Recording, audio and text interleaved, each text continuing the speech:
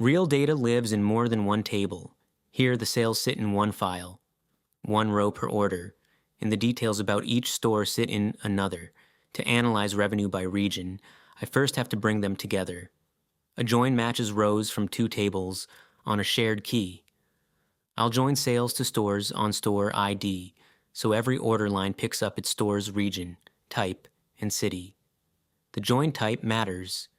An inner join keeps only the rows that match in both tables. A left join keeps every sale, even if a store record were missing. From a fact table, you almost always want a left join, so you never silently drop data. Now, aggregate data computes a statistic for each group and adds it back as a new column. I'll group by region and product category and take the sum of revenue. It's one statistic per run. So for the average discount or account, I just run it again. Choosing the group keys and the statistic is the analysis.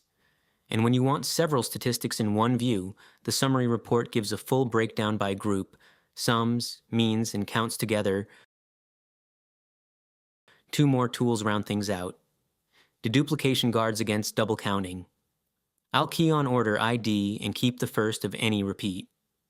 And on a clean table, that doubles as an integrity check, and sampling pulls a random subset.